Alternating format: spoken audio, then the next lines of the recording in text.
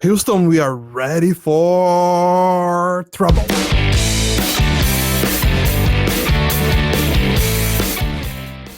Fala, Igor, você do lado de lá, eu do lado de cá e juntos na internet para fazer mais um Sem Gravidade Podcast. É isso aí, estamos aqui de novo, falando sobre diversos assuntos, nos entretendo e nos educando também. É isso aí, e hoje, cara, vamos começar o programa já falando como é que é o nome?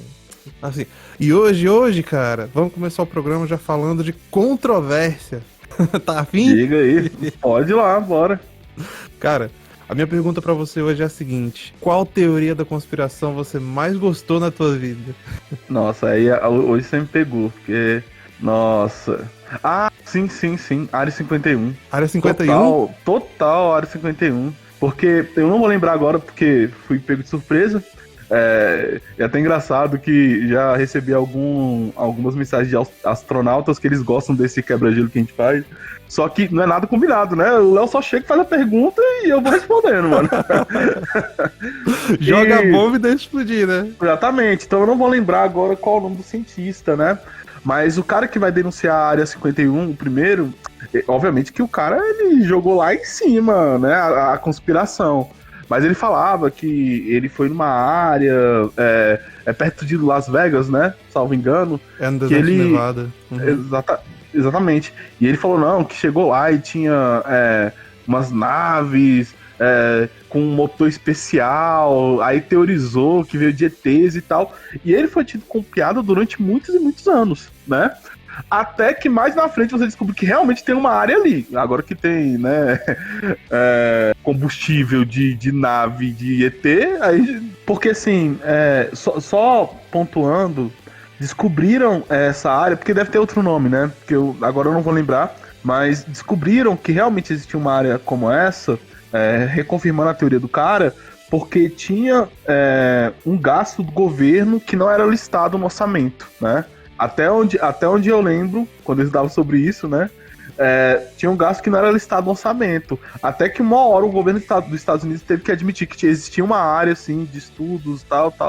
Tem uma outra teoria da conspiração que é muito legal também, cara. E essa, bicho, tem tantas... Como é que se diz? Eu tô fazendo as pinhas aqui com as mãos provas. Tantas e tantas provas... Diga. Que você não sabe o que pensar depois que lê tudo, cara. O homem nunca foi à lua, foi tudo filmado em Hollywood com o Kubrick. Tu gosta dessa teoria? Ah, eu gosto muito, cara. Um amigo meu me apresentou ela quando eu era adolescente, e ela agora mora aqui, ó, no peito, no coração. Pior é que eu não consigo acreditar. Não acreditar, né? Por causa da corrida espacial. Uhum. Não, não é possível, a não ser que os russos pegaram na mão dos americanos e falaram, mano, vamos fingir aqui que a gente tá tentando subir aqui nesse lugar chamado espaço, não sei.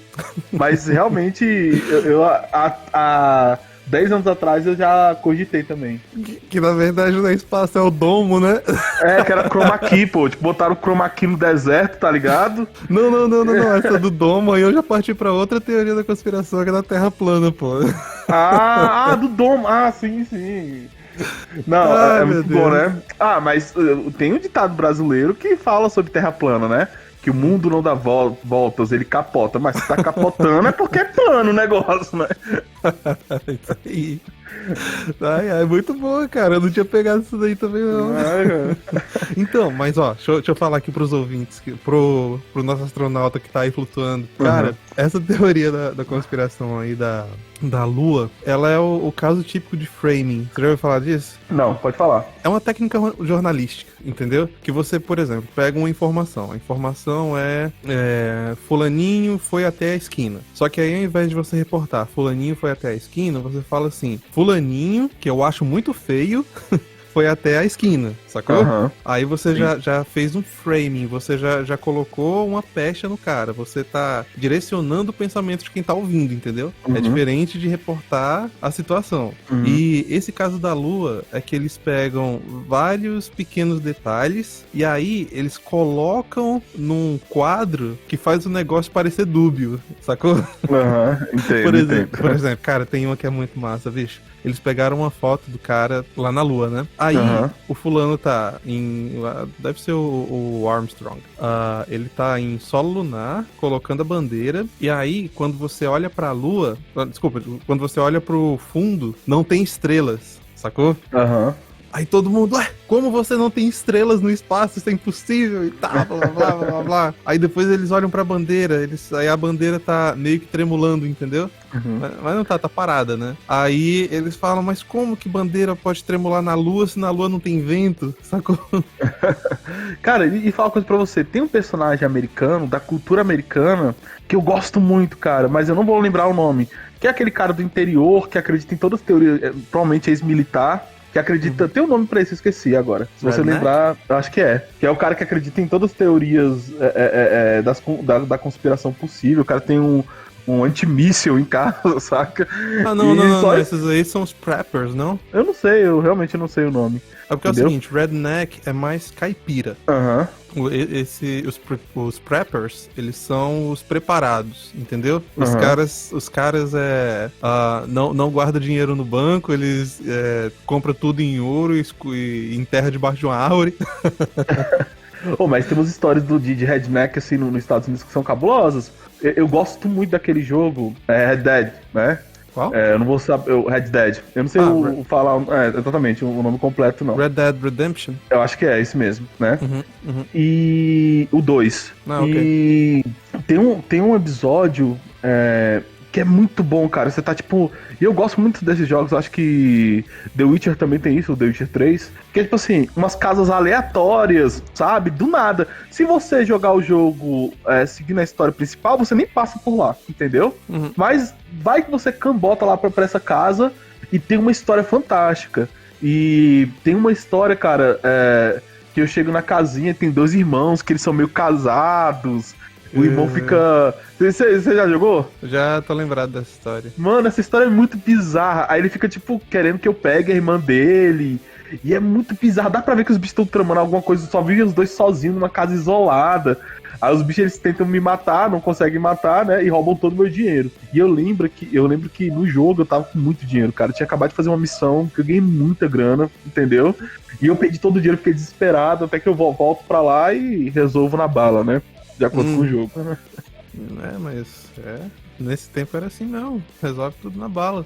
Mas... Faroeste americano, né? Mas tem uma teoria da conspiração que, em termos de risada, supera todas as outras. Diga. Do Michael Obama. Como assim? Essa eu não sei, não. Você não conhece essa? Não. Que Michelle Obama, na verdade, é Michael Obama. Não, que ela é transexual? Aham. Não Qual conhece é, essa, cara? Não conheço, não. Cara, eu morri de rir quando eu fiquei sabendo dessa pela primeira vez. É mais ou menos assim, você sabe que a mulher é autona, né? E pra completar, ela tem uns ombros largos, bicho. Que é de fazer inveja, sacou? A mulher parruda, alta, aí a galera começou a especular. Aí tem um programa que ela tá dançando meio de lado, e aí ela dá uma baixadinha no vestido e faz uma marquinha, sabe qual é? Como se tivesse uma transjomba ali no lugar. Aquele momento vergonha ali, que vai lá, continua aí. Cara, e o pior é que assim, na boa, aquilo dali é só o vestido que dobrou de um jeito estranho, mas, velho, como parece, velho? Como parece uma gema. E o pior é que o movimento que faz é como se o negócio subisse e descesse assim, com a física perfeita, sabe qual é? Entendi. Mas, cara, eu rio demais, não tem, sabe, essas coisas assim, não tem base nenhuma, mas, velho, como é que é aquela frase? Quando a ficção é mais divertida que a realidade, eu fico com a ficção. Mas eu gosto. Cara, velho, uma das coisas que mais me faz feliz porque assim, a gente vive uma vida, a vida prática, ela é muito dolorosa, né? No sentido assim, tem os seus prazeres, mas eu falo, a vida prática de você ser bonequinho, resolver as coisas, trabalhar, ganhar dinheiro. Um dos melhores momentos é quando você pega um seriado de comédia, e eu gosto muito de humor negro, mas inserido em série, né? Agora eu vou esquecer os nomes, assim. Mas Rick Morty é um deles, e tem outros vários. É muito bom, cara, sabe? Ainda mais quando trabalha com alguns estereótipos da sociedade, aí tem que rir mesmo. Tem, mas agora, sobe a música que já tá na hora do programa. Vamos pros nossos recados. Bora lá.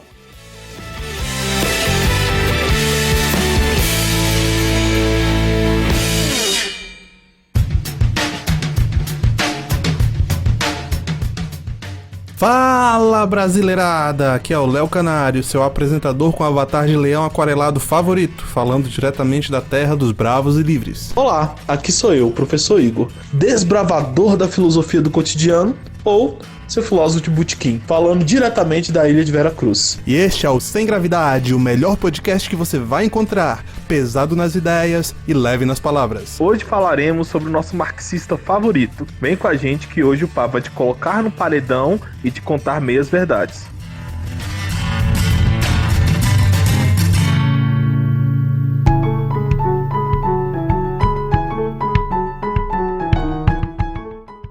Igor, nessa semana, nossa sessão de recados vem com novidades, cara. A gente tá criando uma grade para cada um dos dias da semana no Sem Gravidade, né? E a gente já tem alguns dias que estão totalmente preenchidos, veja só. Olha aí. Então, na segunda-feira, a gente tem uma atração exclusiva lá no YouTube. A gente começou com o Sem Gravichess, uma partida de xadrez, mas uma partida de xadrez especial. A gente contou ali a saga do peão Jerônimo. Foi muito divertido, cara, e vocês estão convidados para dar uma checada lá. E o que a gente tem na quarta? Na quarta-feira, estamos apresentando nosso programa às 20 horas na Rádio Atroz. Toda quarta-feira, né, na sua rádio preferida, Atroz FM. Isso aí, nas ondas da liberdade. Exatamente. Já na quinta-feira a gente tem um mini conto no Twitter, no meu, né, do @Léo Sem Gravidade, e eu tô postando essas historinhas tanto no Fleet do Twitter quanto no Stories do Instagram. Se você ainda não sabe o que é o Fleet do Twitter, é só um copia e cola do Stories do Instagram, meu amigo. Não tem nada de diferente. É isso, e sexta-feira, como sempre, tradicionalmente, sai o nosso episódio novo, né? Especialmente para você que nos segue no Spotify e todos os outros apps ou plataformas de podcast. É isso aí. Mas não para por aí não. A gente tem também conta no Twitter, lá no @Léo Sem Gravidade e o @SemGravidade_PC. Também estamos disponíveis no Instagram, né? Através do @Léo Sem Gravidade e @ProfIgorPH. Lá nós interagimos com vocês, colocamos as melhores partes de cada episódio, fazemos perguntas e estamos disponíveis para conversa lá sobre os demais assuntos. Temos ainda a nossa página do Facebook, que é o facebook.com/Sem Gravidade Podcast. Lá a gente tem vários posts, a gente coloca sempre alguma coisinha lá interessante pra vocês. Então chega lá e clica no joinha, a gente agradece. E o que mais, Igor? E também no YouTube, basta você pesquisar o canal Sem Gravidade Podcast. E vale lembrar que o Sem Gravichess é exclusivo para a plataforma do YouTube. É isso mesmo. E olha só, a gente tá quase conseguindo, tá por isso aqui, pra gente conseguir uma URL bonitinha, né? A gente não fala a URL pra vocês, que é feia pra danar. Tem um monte de letra, número esquisito, nem a gente consegue decorar, cara. Então, se você puder, faz um favor pra gente, vai lá e assina o canal do Sem Gravidade Podcast, porque aí a gente vai poder dar pra vocês uma URL decente, porque agora, até eu detesto aquilo. Meu Deus do céu. E finalizando, fiquem aí com a nossa vinheta lá da Atroz FM, que ficou bem legal. Escuta aí. Nós somos o Sem Gravidade Podcast, pesado nas ideias e leve nas palavras. Seu podcast cultural. Falamos de filosofia, religião, cultura pop, história e tudo que está nesse entremeio. Nós somos divertidos, pragmáticos, informativos e prolixos na medida certa. Eu sou o Léo Canário. E eu sou o professor Igor. E você é nosso convidado de honra com direito a assento VIP. Toda quarta às 8 da noite, aqui na Atroz FM.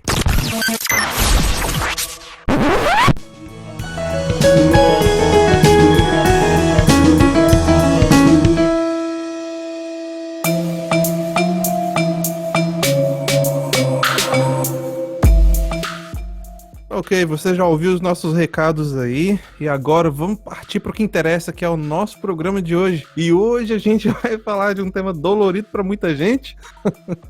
O nosso marxista favorito, será que isso existe mesmo, cara? Pra mim existe, cara. Pior que eu tenho muitos marxistas favoritos, mas é porque eu sei separar aquilo que eu discordo, né, do arranjamento lógico, né? Uhum. Eu acho que tem alguns caras que trabalharam bem isso, por mais que eu discorde muito do princípio da teoria. Uhum. Tem uma frase popular, né, que diz assim, que até um relógio quebrado está certo 2 vezes por dia, né? Exatamente. Então, Exatamente. é possível que até um marxista, veja só, às vezes acerte em alguma coisa. Mas, cara, vamos lá. Eu queria começar, posso? Vai lá. E eu vou começar com um cara que eu realmente admiro a obra dele, e ele é marxista, sim, veja só o fulano. O nome dele é Eric Arthur Blair, conhece? Não por aí. Eu tenho certeza que ninguém conhece também o nome.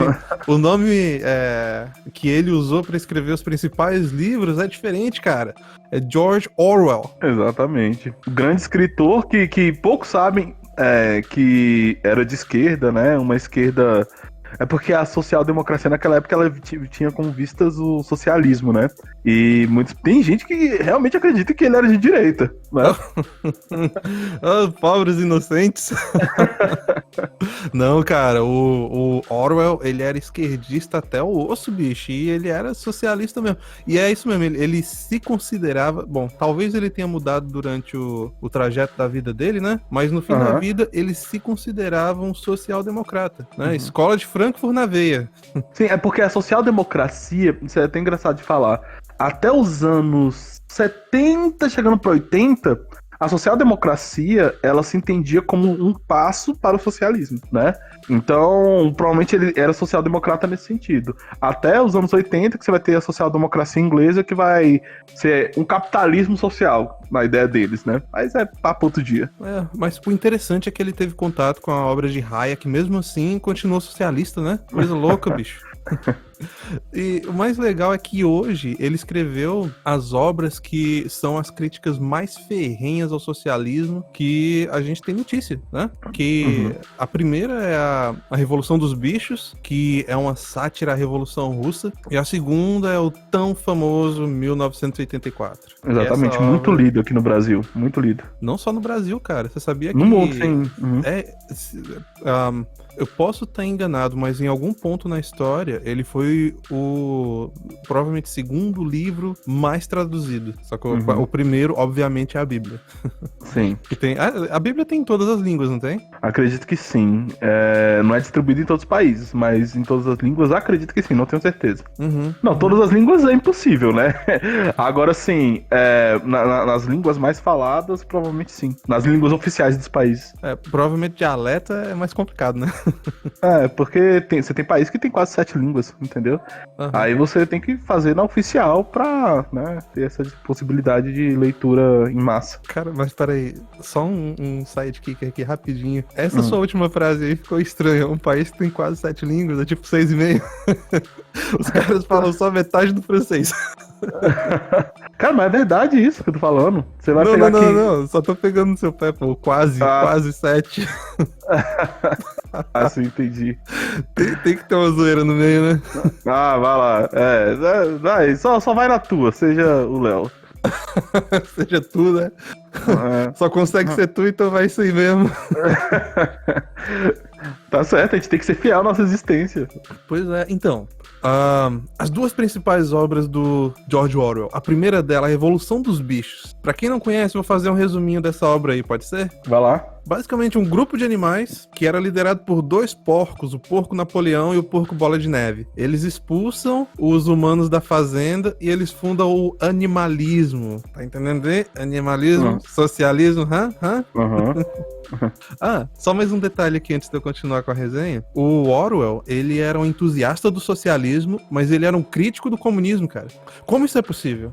É porque assim, cara, usaram sobre, né?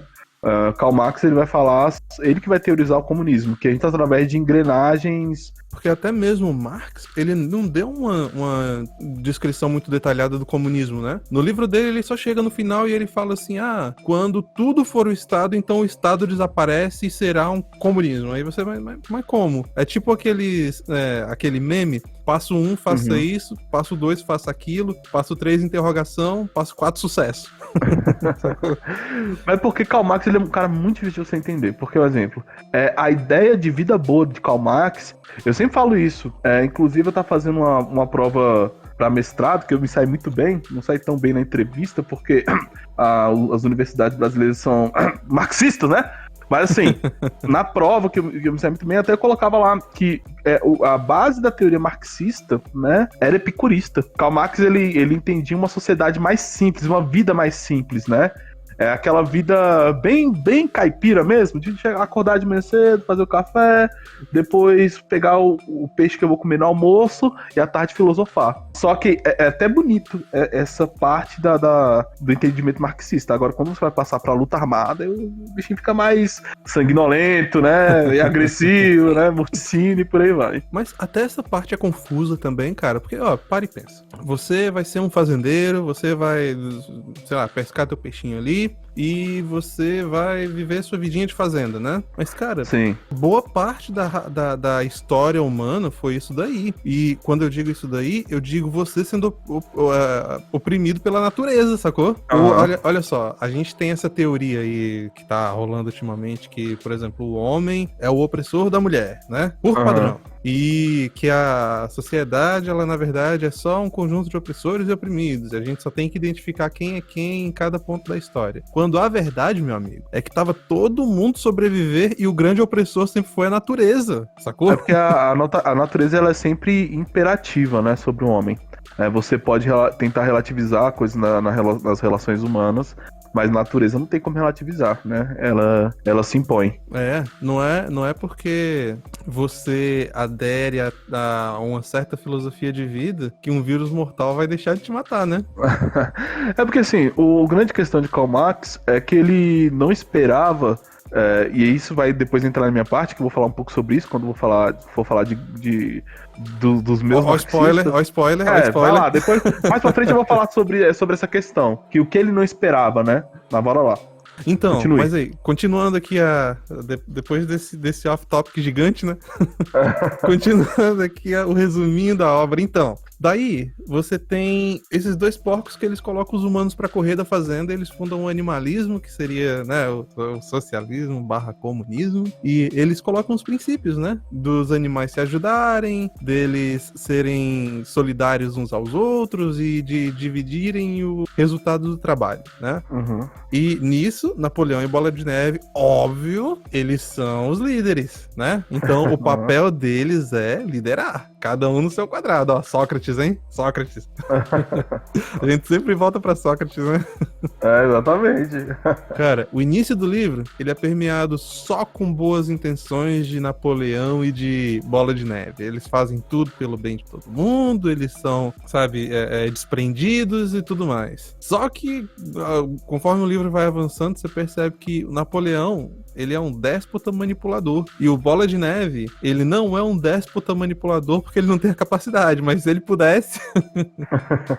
E olha só, o Bola de Neve é quem perde nessa daí, porque enquanto ele tava nas tramóias dele lá, tentando fazer isso e aquilo, o Napoleão tava também nas tramóias dele, mas ele organizou uma milícia própria de defesa dele, sacou? E aí, que eram os cachorros, se eu não me engano eram os cachorros, faz tempo que eu li esse livro. E aí ele botou os cachorros pra correr atrás do Bola de Neve nunca mais voltou. E isso daí, ele fez como uma sátira a Stalin e Trotsky, né? Exatamente. Que foi exatamente o que aconteceu. Stalin começou com a Revolução Russa, junto com Trotsky, né? Que os dois eram líderes da Revolução, líderes iniciais, né? Daí Stalin conseguiu uma massa de manobra ali que atendia ao que ele falava e botou Trotsky pra correr, velho. Deixa eu falar uma coisa aqui agora, abrindo um ponto aqui. Como eu já falei, eu tento não viver em bolha, né? Inclusive, eu tento ser um profissional inorgânico. Aí depois, mais pra frente, eu vou explicar sobre isso. E eu tenho muito amigo comunista mesmo. E eu falo pra você, o meu colega comunista que tá me escutando, como é chato você escutar comunista até hoje, cara, debatendo sobre Trotsky e Stalin. Véi, dentro do movimento comunista até hoje, tem cara que se vê um trotskista sai na porrada. É mais fácil ele ficar amigo de um liberal e abraçar o liberal do que ele ficar amigo de um trotskista. Até hoje. Mas o engraçado é que enquanto Stalin venceu o Estado, ele perdeu a guerra cultural, né? Perdeu, exatamente. Hoje, trotskista nas universidades é o que tem, bicho. Então, e aí finalizando, o que acontece é que várias coisas acontecem, mas uma coisa interessante. O cavalo trabalhador, que simboliza o trabalhador russo, ele é trocado por uísque quando ele se machuca pelo Napoleão, velho. E é justamente a alegoria que a gente tem do que a gente viu na Rússia e do que é o socialismo ao redor do mundo, né? Você é muito útil enquanto você estiver trabalhando. Assim que você não produzir mais nada, eles te descartam, até porque a base do negócio é materialismo. E materialismo, né? Como a gente falou em outro episódio, tudo é matéria e matéria tá aí pra ser usada. Transformam as pessoas em coisas. Relembrando sobre nossa temporada de niilismo aí, de uma coisa até que você comentava, a União Soviética, anteriormente o local onde a gente entende como Rússia, no governo czar, eles já tinham ali um trabalho muito grande com o niilismo. E existia um pessimismo na Rússia muito grande, cara. Obviamente eu tô contextualizando, falando Rússia aqui, né, mas falando dos governos czaristas. Que isso propiciou para uma visão mais dura da vida ainda, que é o materialismo. Então, sem medo de errar, o niilismo, ele preparou o solo para o materialismo e para a Revolução Comunista na Rússia. É engraçado que eles são um alimenta o outro, né? É um ciclo vicioso, materialismo, niilismo, materialismo, niilismo. Sim, porque assim, exato. Eu gosto de algumas coisas, a gente até comentou dentro da teoria de Nietzsche. Eu até gosto de algumas coisas, né? O que eu acho uma visão muito mesquinha da vida é você colocar você como sempre o alvo máximo da expressão humana. Aí eu acho isso problemático, psicologicamente problemático, socialmente problemático, né? Agora, tá certo que algumas vezes você realmente tem que ser dono da sua própria vida e fazer suas vontades e correr atrás, entendeu? E etc. e vai. Tentar fazer um meio termo aí, né? Entre você pensar no coletivo, nas pessoas e o individualismo de um certo niilismo, né? De olhar pra si mesmo. Mas aí então, no fim do livro, e agora é spoiler de novo, viu, gente? Já se liga aí.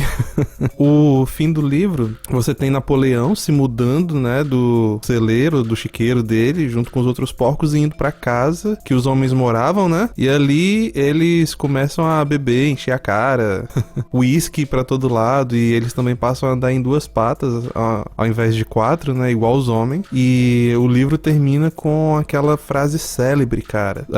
Somos todos iguais, mas uns são mais iguais que os outros. Aí, um dos grandes erros aí de Karl Marx, obviamente que Karl Marx, bom, a gente tem que ser sincero, né, o stalinismo, né, o marxismo, mas mesmo assim, a teoria já vem quebrada desde o início, né? O ser humano sempre vive em relação de poder, por isso que dentro da república a gente tenta dimensionar o poder pra gente não ter uma sobreposição de pessoas sobre outras pessoas, né?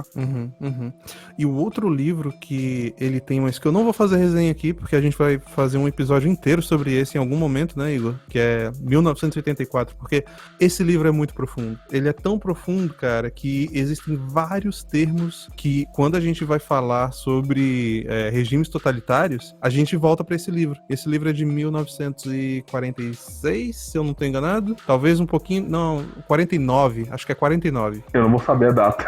Pois é, mas vamos falar aí. Já tá com 70 anos de idade e o livro permanece super atual. Recomendo que vocês leiam ele antes da gente fazer esse episódio, porque vai acrescentar, cara. Vai acrescentar muito à tua vida, pra você entender um pouco do pensamento totalitário, como ele funciona.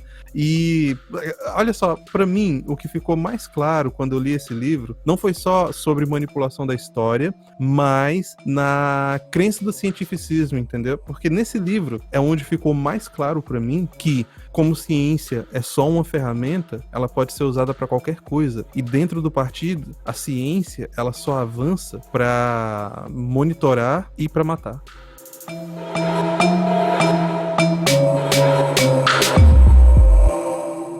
Fusilamientos, sí, hemos fusilado, fusilamos y seguiremos fusilando mientras sea necesario.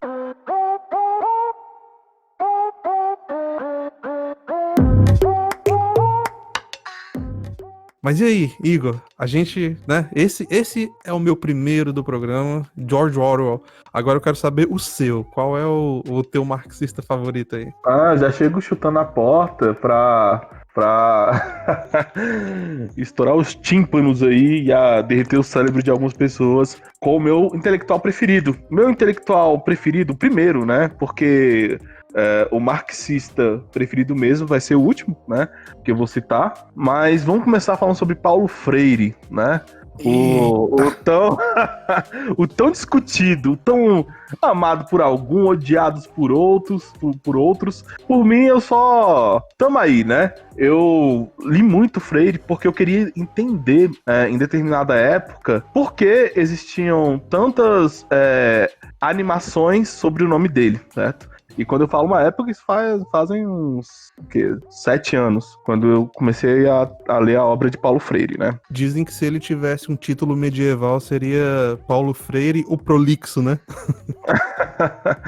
Escreve, não chega a lugar nenhum. Não, é isso que tá. Essa é a grande questão. É porque o bicho acabou chegando em algum lugar, né? Mas ele era realmente muito prolixo. E eu fiz uma ponte lógica dele com o próximo intelectual que eu vou falar mais à frente, certo? Mas assim, por que eu gosto do Paulo Freire?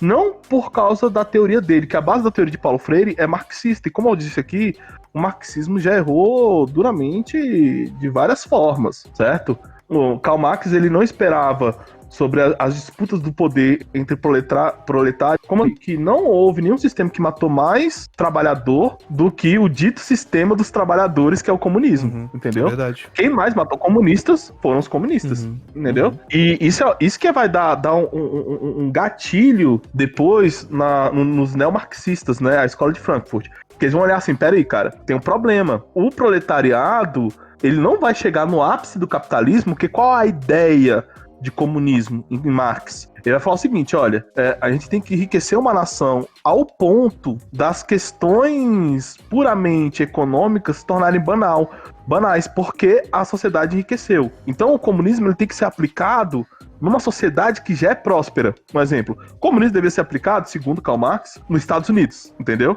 Deveria ser aplicado na Alemanha. Aí eu pergunto pra você, meu caro Léo, um trabalhador, cara, que ganha, vamos colocar na realidade do Brasil, que ele ganha 1.500 a 2.000 por mês. O cara tem lá o carrinho dele, chega em casa, né? A esposa também chega, a esposa já está em casa, tá ali conversando com os filhos, com o presente de Natal, vive a vida prática. Você acha que esse cara vai olhar assim, opa, revolução comunista, vamos matar todo mundo? Você acha que esse cara vai fazer isso? Matar todo!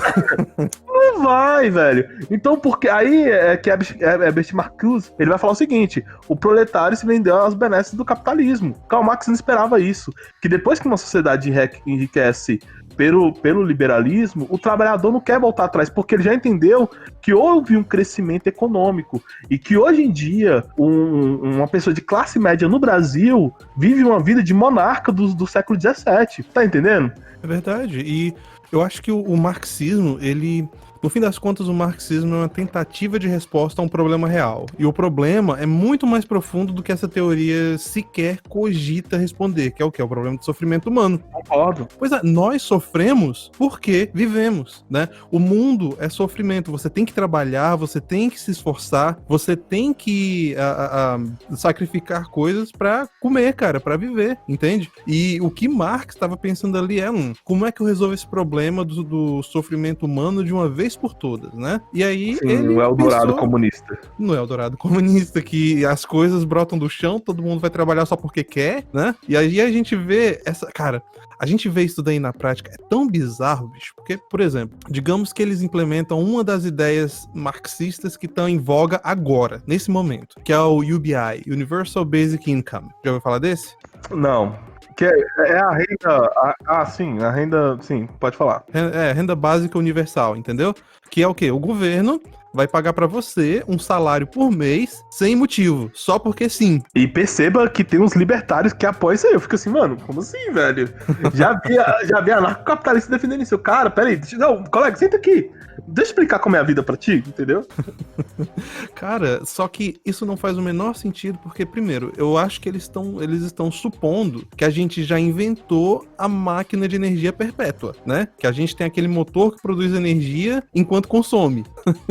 E na mesma proporção. Eles estão imaginando que a gente já chegou nesse ponto, porque daí a gente, com energia infinita, consegue gerar coisas infinitas, né? Mas o que acontece na prática é que, se você tá dando grana pras pessoas, achando que elas vão trabalhar, rapaz, eu tenho um choque de realidade pra você. O cara não vai trabalhar não, velho. Vai não, cara. E esse é um dos problemas do assistencialismo. Depois dessa fala eu vou voltar pra Paulo Freire. Mas assim, esse é um dos problemas do assistencialismo burro. Porque eu não sou contra o assistencialismo, né? Você vai pegar... Quem vai falar sobre isso é Milton Friedman, né? Ele fala sobre tem um discurso dele muito famoso sobre a nossa responsabilidade com os pobres. Aí ele vai criar o sistema de voucher. Só que tudo tem que ser pensado pro cara sair dessa condição. E eu não tô falando de renda universal básica, né? Tô falando do necessitado mesmo, do pobre. Você tem que criar alguma coisa pro cara sair e não se perpetuar. O grande problema do assistencialismo no Brasil e em outros lugares é porque ele não tem porta de saída. Aí você dá o dinheiro pro cara, o cara vai continuar lá fazendo as paradas e tal. Obviamente que eu não sou contra, mas, velho, você tem que ter um tipo de assistencialismo que seja inteligente e que, né, mova as estruturas sociais, não que as perpetue. A maior prova do sucesso de um programa assistencialista é a quantidade de pessoas que saem, não que entram. Exatamente. E eu acredito que o melhor assistência social é o trabalho, né? Quando você tem algum tipo de assistencialismo que leva ao trabalho, entendeu? Que o cara consiga um emprego para subsistir, é a melhor coisa que existe. Não, mas manda continuando lá. um high five virtual aí, ó. Tô mandando pra você, ó. Vamos lá. Então, Paulo Freire, ele é aquele cara que entendeu isso, obviamente entenderam antes dele, e ele fala assim, não adianta ficar tentando mudar as coisas puramente por uma estrutura econômica e política. Porque os marxistas, eles entendiam que a economia molda a sociedade. Eu tô resumindo, porque se a gente for falar mesmo do assunto, ele tá falando sobre infraestrutura e superestrutura. E os libertários também, né? Parte dos libertários também, exatamente. Eles entendem que a economia molda a sociedade. Só que antes dos neomarxistas, já tinha um cara que falava isso, que inclusive é um dos meus métodos como professor e como intelectual, Weber. Weber, ele vai contrariar Karl Marx e vai falar assim, não, cara, é o contrário. O que molda a economia é a cultura. Inverte a pirâmide marxista, tá? Inclusive eles chamam Weber de Karl Marx dos burgueses, né? Porque ele inverte, ele fala assim, não, é o contrário. Não só ele, Burke, pai do conservadorismo. Ele também vai falar sobre essa inversão que Adam Smith também vai falar sobre isso, né? Vai falar assim, não, a economia acontece por causa de uma ação dentro da sociedade, né? Autônoma dos indivíduos e tal. Já tínhamos entendido isso dentro do pensamento conservador. Só que os neomarxistas vão entender isso mais à frente. Eles vão falar assim, não, peraí, cara, não adianta a gente ficar tentando mudar puramente em trabalho econômico, né? Por sindicato, não. A gente tem que cooptar através da cultura, porque é a cultura que molda a sociedade. Paulo Freire, ele entendendo isso, ele vai fazer vários escritos, né? Para a educação brasileira, né? E vai tentar mudar, fazer uma revolução social através da educação. Aí alguém vai falar assim, e por que você gosta desse cara? Porque, não por causa das premissas dele, mas é porque o método dele é o correto. Que é exatamente o que a gente entra hoje em dia, se a gente fosse debater sobre política, que não é o caso, sobre guerra cultural. O cara começou a fazer isso que a gente tá discutindo hoje em 1940, velho. Que ele começa a ter uma mudança no discurso social dentro das escolas. É por isso que eu falei mais cedo, aquela coisa de que Stalin pode até ter ganhado nos músculos, né, porque ele ficou com o Estado, mas foi Trotsky que venceu a guerra cultural, velho. Hoje em dia, o pensamento trotskista tá espalhado pelo mundo inteiro e o que ele teorizou lá atrás chegou aqui, né? Exatamente, cara. Aí o que acontece? Dentro da educação, nós temos dois tipos de escola, né?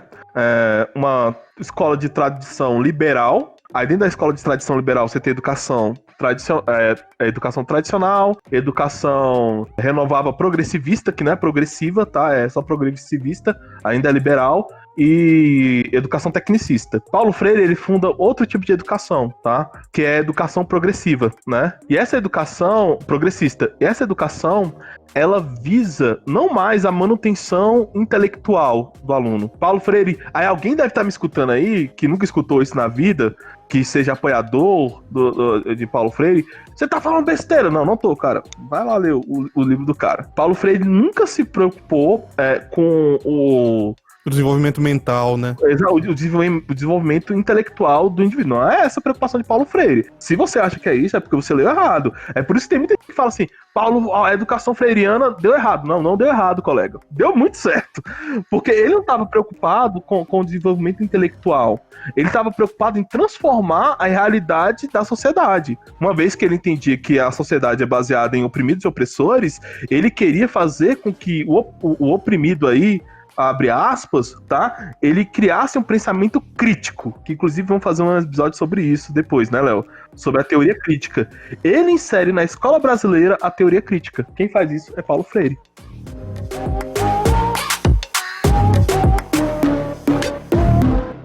Fusilamientos, sí, hemos fusilado, fusilamos y seguiremos fusilando mientras sea necesario.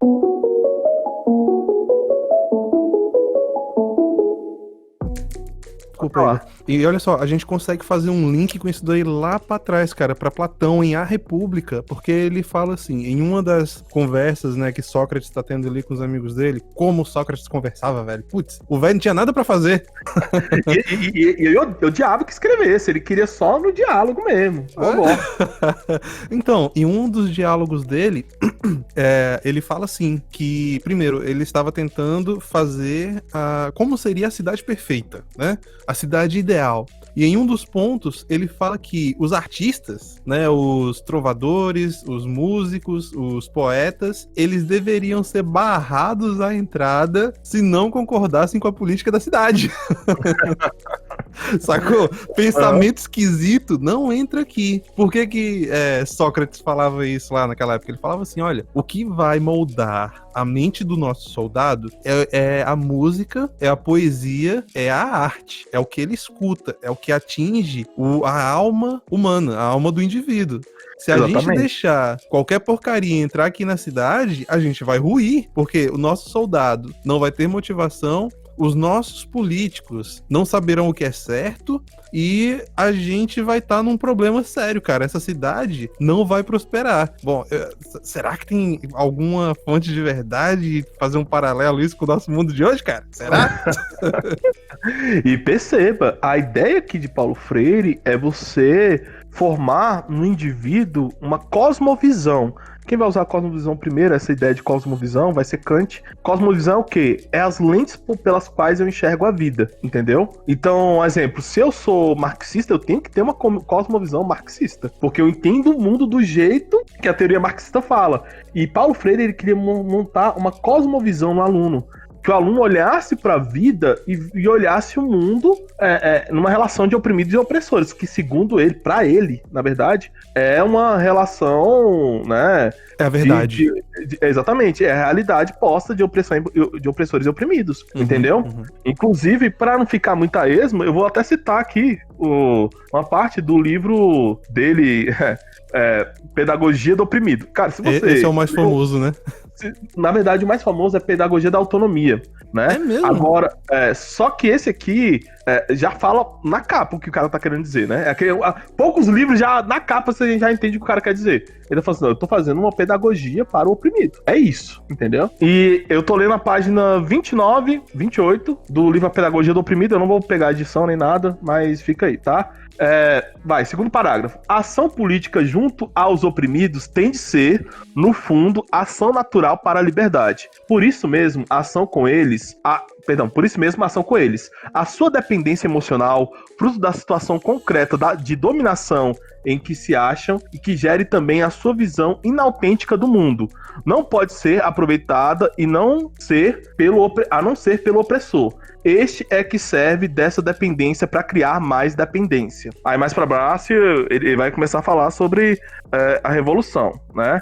Peraí. É necessário que a liderança revolucionária descubra esta obviedade, que seu convencimento da necessidade de lutar, que constitui uma dimensão indispensável do saber revolucionário, não lhe foi doado por ninguém, se é autêntico. Chegou a este saber que não é algo parado ou possível de ser transformado em conteúdo a ser depositado nos outros. É exatamente o que você está falando aí. Por um ato total de reflexão e de ação. Foi uma inserção lúcida da realidade na situação histórica que levou à crítica dessa mesma situação e ao ímpeto de transformá-la. Ele tá falando o seguinte aqui, cara, né? Tem que traduzir falando... mesmo, porque, meu Deus do céu. Ele tá falando ele tá falando o seguinte, olha, não adianta você colocar na mão do burguês a obrigação da educação, porque o burguês ele sempre vai alimentar uma dependência para a dependência, entendeu? Então cabe ao professor, que ele não tá falando do professor necessariamente aqui, mas cabe ao revolucionário se tornar professor, palavra, revolucionário, isso. Vai lá ler, quem discordar, vai lá ler Pedagogia do Oprimido, ler Pedagogia da Autonomia, e essa é a ideia.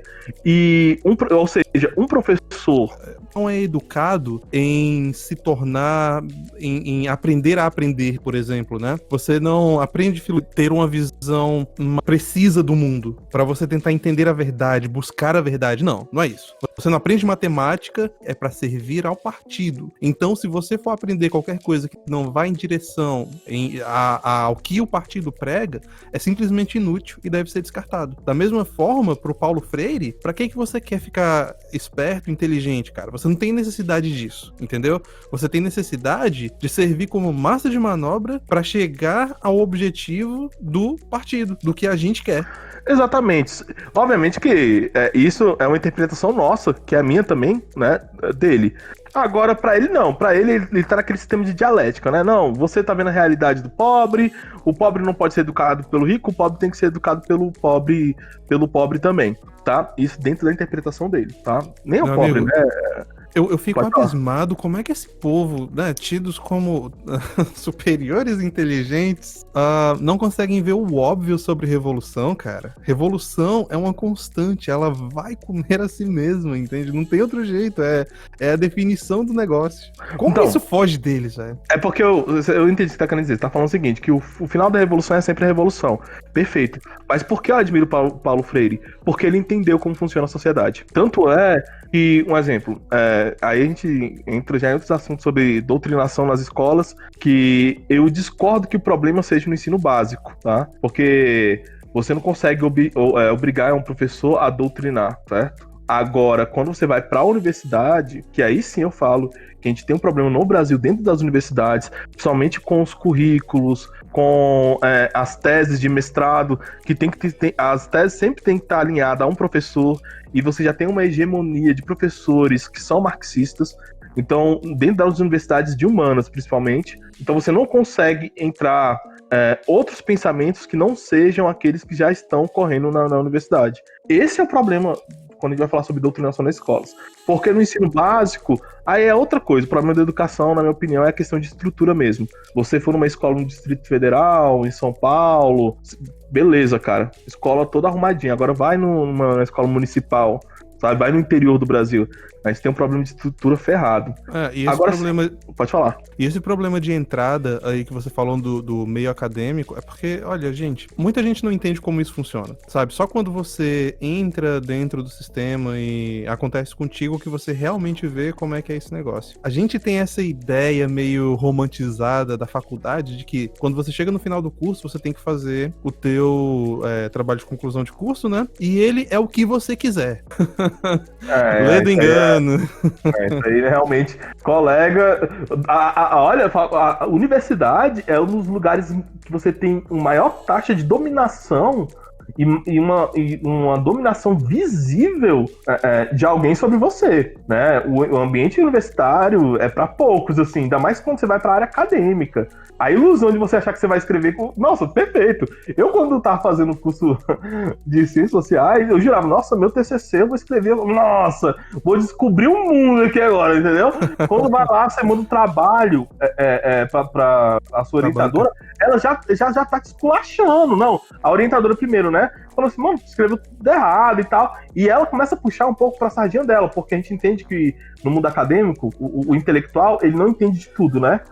E é normal que seja assim. Ele entende de uma área específica do conhecimento. Então, normalmente o orientador já vai puxando para a área dele. E quando a gente vai falar sobre tese de mestrado, para você conseguir ser aceito no mestrado, você pode tirar as melhores notas nas provas. Mas se a sua tese não estiver alinhada com as dos pesquisadores ali da bancada, que é a última fase para entrar no mestrado, você não consegue entrar, cara. Você pode ter tirado 10 em todas as provas, mas se não tiver alinhado, você não entra. Você faz lá os 2-3 anos de mestrado e no fim das contas você não consegue o diploma se você não escrever exatamente o que o professor marxista quer, sacou?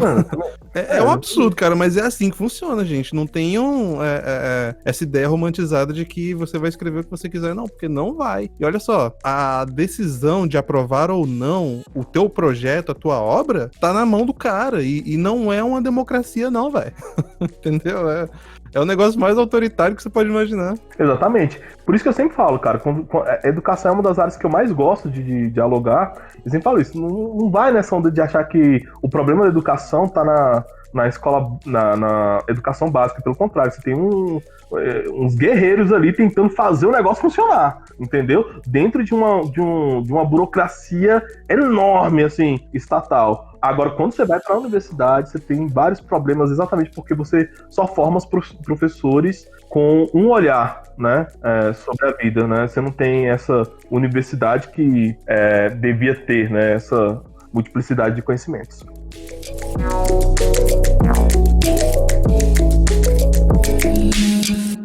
Fusilamientos, sí, hemos fusilado, fusilamos y seguiremos fusilando mientras sea necesario.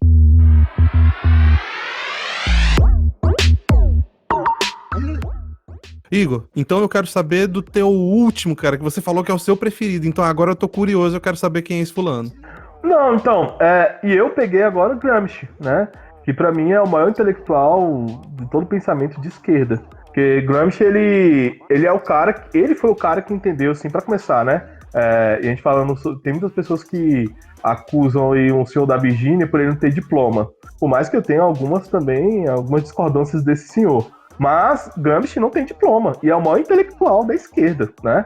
Ele era líder do Partido Comunista Italiano, foi preso por Mussolini. E nos escritos do cárcere dele, ele entende exatamente toda essa questão sobre guerra cultural. E ele vai falar exatamente que para você conseguir a revolução comunista, você primeiro tem que conseguir uma cultura comunista. De tal forma que o indivíduo, ele é de esquerda sem saber que ele é de esquerda. Entendeu a parada aí, velho? Entendeu? Você é um revolucionário sem saber que você é um revolucionário, tá? E ele fala uma coisa que é até engraçada, que você tem que criar intelectuais orgânicos e que os empresários também têm que ser intelectuais orgânicos. Porque o empresário, para Gramsci, ele é um intelectual. Ah, Igor, não entendi. Eu tô falando o seguinte, cara, ele tá falando que devem existir empresários de esquerda. Se você não percebe isso no mundo atual agora, você tá totalmente desconectado. Porque hoje em dia você tem empresários apoiando comunistas. Não só empresários, vamos colocar um outro termo aí, né? Bilionários. Porque o empresário, a gente entende o João da padaria, sacou? Uhum. Ele é um empresário, o cara tirou do nada, né? Começou o negócio dele ali, começou a crescer. Aí a gente tem os bilionários do mundo, que aí a gente parte para um termo que você gosta muito, o metacapitalista, né? O cara que ficou tão rico que agora ele tem que dar um sentido para a vida dele, para aquela grana toda, e aí ele desgringola para esse tipo de coisa, né? Vamos ajudar o meio ambiente, né? Inclusive eu já falei aqui em outros programas que esse negócio de ambientalismo é um substituto pobre à religião, né? Ambientalismo, vixe, aí a bagagem é grande, Léo. Tanta coisa que é substituto da religião, porque o homem é um ser religioso, né? Aí tem gente que fala assim, não, eu não odeio religião. Ai, mas eu amo tanto os animais, meu Deus. e eu tô falando, quem tá falando isso é um cara que ama cachorro, sabe? Eu amo cachorro. Mas tem umas paradas assim que são bizarras, né? Por exemplo, você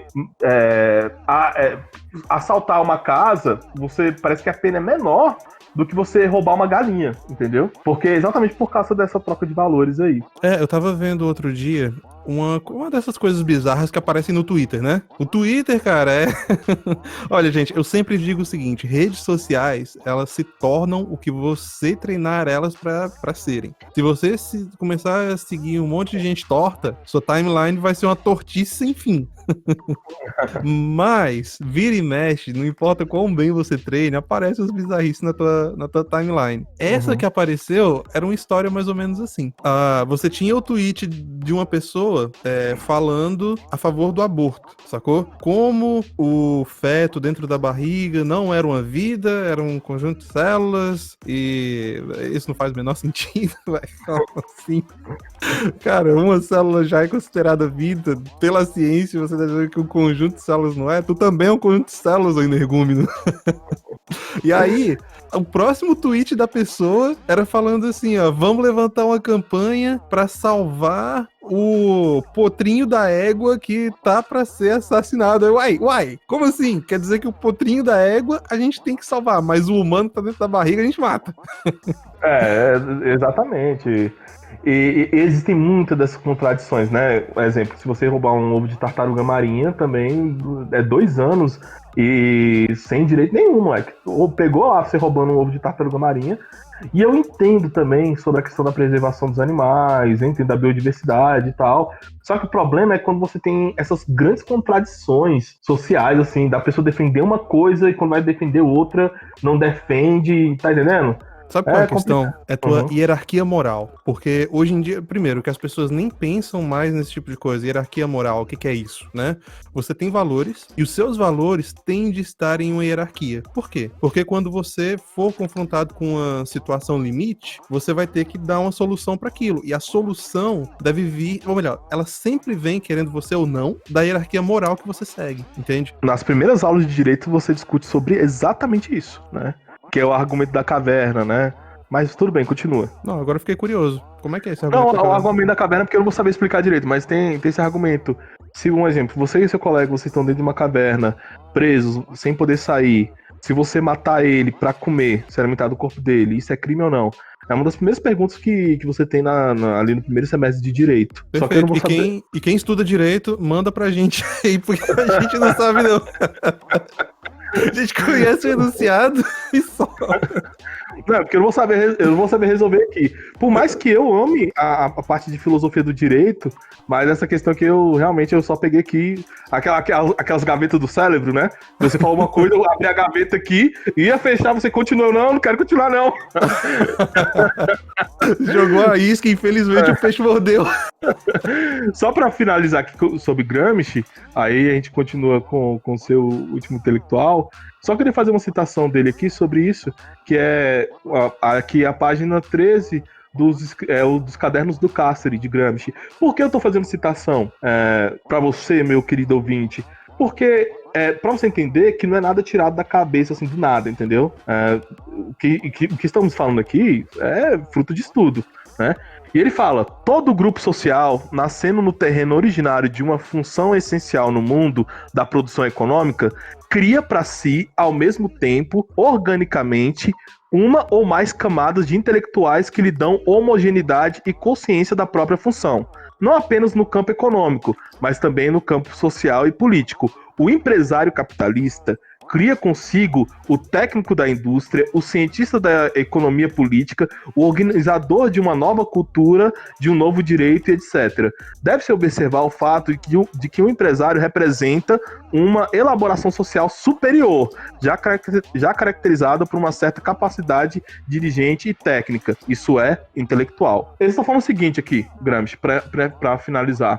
Ele está falando o seguinte, que o capitalista ele tem que ser um intelectual orgânico. Então, a esquerda também tem que ter seu intelectual orgânico. E Paulo Freire, ele foi um grande estudador de Gramsci, e ele foi esse intelectual orgânico, de falar o seguinte, eu vejo a vida com os olhos marxistas e eu tenho que criar uma sociedade que também se enxerga com os olhos marxistas. Que você seja marxista sem saber o que é marxismo. E, infelizmente, colegas, hoje em dia o Brasil vive essa fase, tá? Você tem várias pessoas no Brasil, e por isso que eu falo que Paulo Freire, ele foi muito exitoso. Você tem toda uma educação voltada para o marxismo, onde pessoas são marxistas sem saber o que é marxismo. E por isso, esses são meus intelectuais favoritos. Ah, perfeito. Não por causa do marxismo, mas porque eles souberam trabalhar a parada.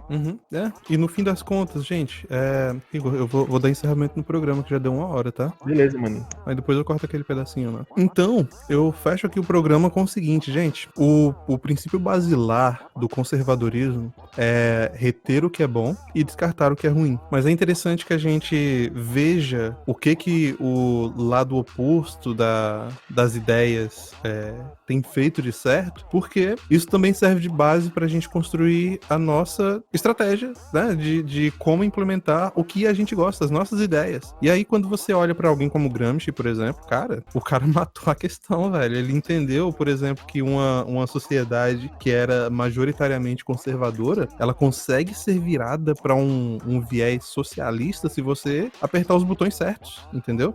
Exatamente. E aí, como é que a gente não sei nem a palavra pra isso, contra-revoluciona, talvez? Como é que contra-revoluciona uma sociedade que tá nesse processo se você mal entende como é que eles fizeram isso a princípio, entende? Então, é importante a gente entender qual é a base, não só do pensamento, mas também da ação revolucionária, pra gente conseguir, né, dar um break nisso daí e voltar pra sanidade. Perfeito.